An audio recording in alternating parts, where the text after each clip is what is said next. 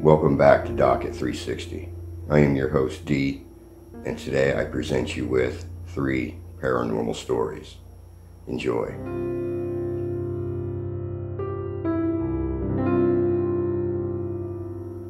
My brother and I, plus our daughters, decided to have a weekend away in an old world village, staying in a 200-year-old inn.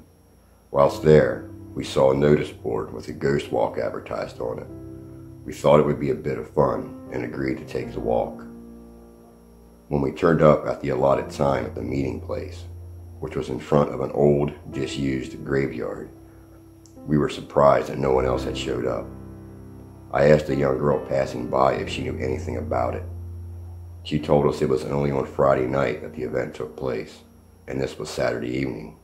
So disappointed that we had missed it, we decided to go and have a few drinks for Dutch courage and have our own ghost walk. Feeling brave, probably because of the alcohol, we entered the graveyard. It felt peaceful and not at all scary.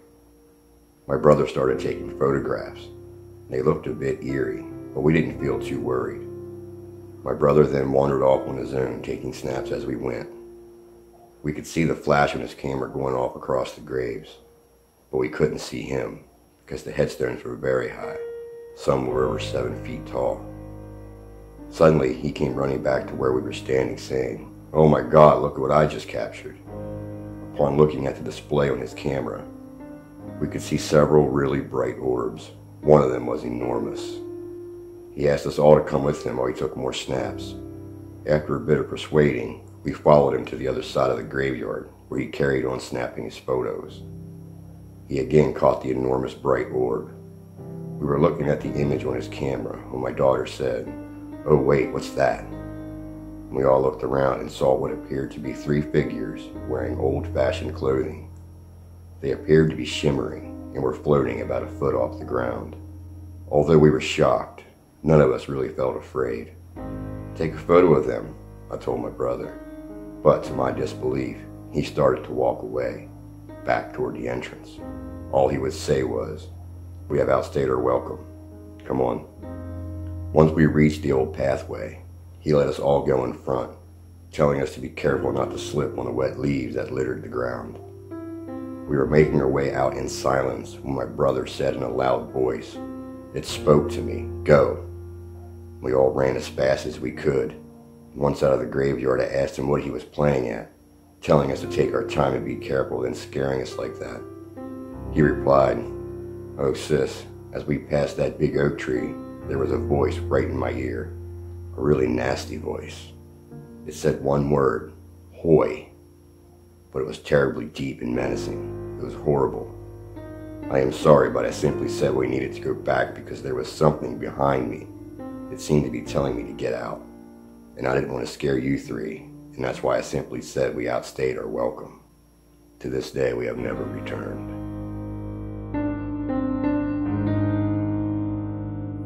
When I was young, my grandmother told me a story of when she was young. She said that she had played with a Ouija board, and that strange things began to happen to her. I have often wondered if in some manner she had submitted me to a lifetime worth of encounters. This is the time that I had been subject to something otherworldly.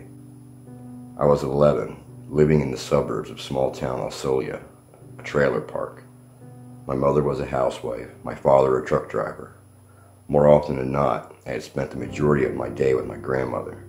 She was 62 at the time and did not exactly get along with the rest of the family. She sometimes acted odd, doing things that did not make any sense. However, I had become accustomed to these weird things she did and didn't think anything of it until this particular time I'm about to tell you about. One day, returning from school, I keep feeling a strange sensation, almost like an electrical buzz around my body. And I haven't even gotten into my home yet, but when I did, my grandmother was sitting at our kitchen counter. She was smoking a cigarette and drinking a Pepsi.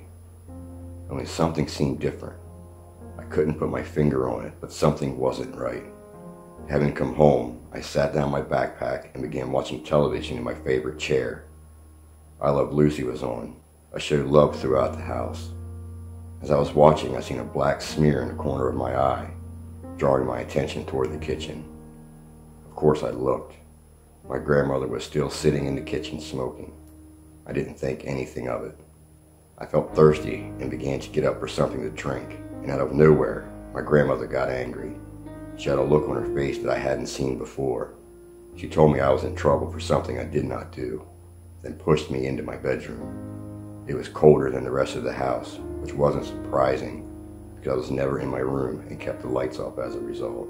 I tried to argue with my grandmother that I did nothing wrong and did not deserve the punishment. However, she did not care and rushed me into my room anyways. I thought it was some sort of prank or surprise of some sort, but it was not. I sat in my room for about an hour, seeing the sun set outside my window. Being a child, I was afraid to leave the room for any repercussions that may be awaiting. Also avoiding telling my parents because I had tried that path before as well. Anyways, it was getting late and I was very bored, so I decided to take a nap to pass the time. I turned off the lights and things got a little worse. Not long after, there was a strange buzzing sensation again. I was awake. I was asleep, but awoke having felt it. Upon opening my eyes, it was apparently night. I got up, reached for my window shades, only they weren't there. I reached to turn on the lights, and the switch was gone. This had to be some kind of prank, I thought. I ran around my bedroom, only to notice there was a strange block that I didn't remember being there before. Frightened at what was occurring, I began to yell, hoping for some response from outside my room, but nothing. Like any child, I jumped into my bed and covered my head with my bed sheets. I felt a long, cold breath behind me. Scared, I turned to see a shadow. Only this shadow was darker than the room itself. I have no clue as to how that works. I screamed at the top of my lungs as I felt whatever it was reach out towards me. I could hear it making some very light whispering hisses, like air rushing through a small crack. I freaked out and began running around my room trying to find a way out. It said my name. I heard it clearly. A gargled voice beneath the air itself. Whilst running, I fell over and hit something. It was whatever was on the floor. It was that block. When I opened my eyes from the midfall, everything was okay.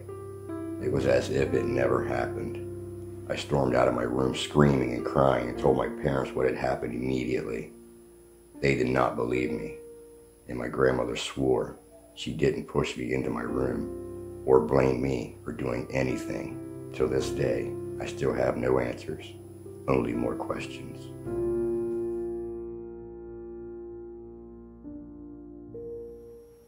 In 1998, I lived in Hawkins, Texas.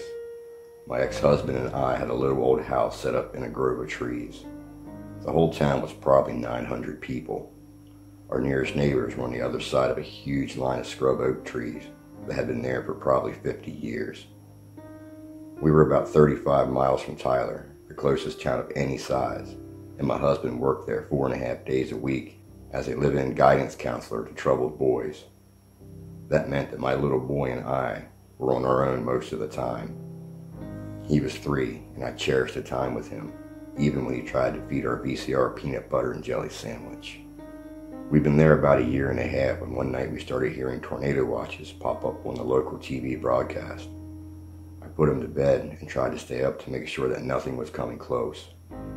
We were really out in the middle of nowhere, and I wasn't sure if any emergency personnel would give us any notice of damaging winds or tornadoes.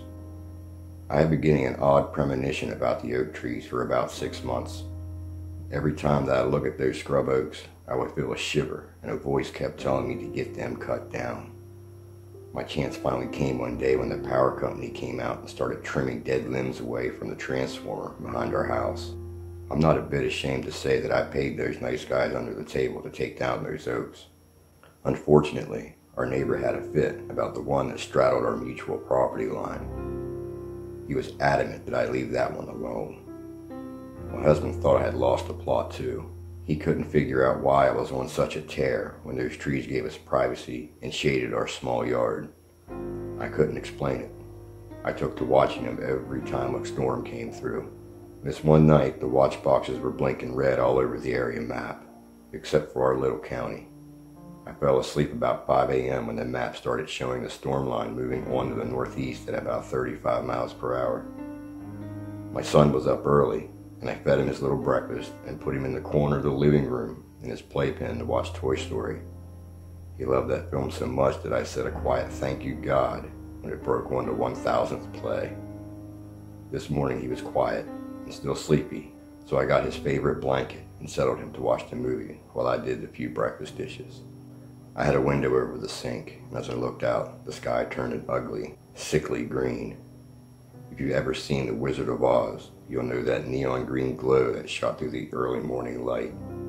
My hair was standing up on my arms, and I quickly threw down the dish towel and took 2 steps toward the living room. As I did, there was a rumble that shook the entire house, and screaming wind that sounded like a freight train. You felt it as much as you heard it. I could barely keep my feet and keep heading towards the living room. There was a crack, and the whole house shook. I stood there with my mouth open and looked out the window. There was that one big oak tree. The wind grabbed it and twisted it right off the base, and I watched it lift into the air.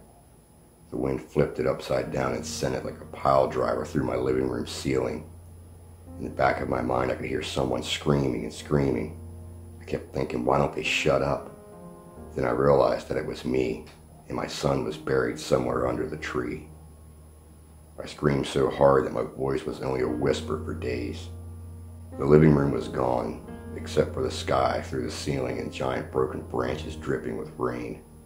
I really think that at that moment I lost my sanity and sank down onto the floor in shock. Something kicked in, and I started clearing branches with my bare hands. I was working with tears running down my face. The phone was in the living room, but now it was gone. Then I heard a quiet little voice ask, "Why are you crying, Mommy?" My baby was behind me, clean, dry, and still sleepy. I asked him where he had been, and here's what he said, word for word. "I was sleepy, and a man who was made of light came and talked to me. He shined, Mom. He smiled, and my heart was so happy. He said, you need to go to your mommy's bedroom. Put your arms around your knees and wait. I'll take care of Mommy."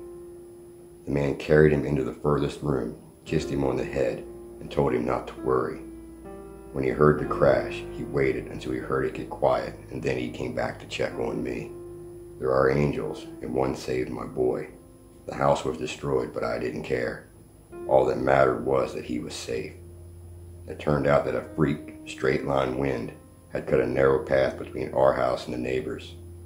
I don't want to think what might have happened if those other trees hadn't been cut down.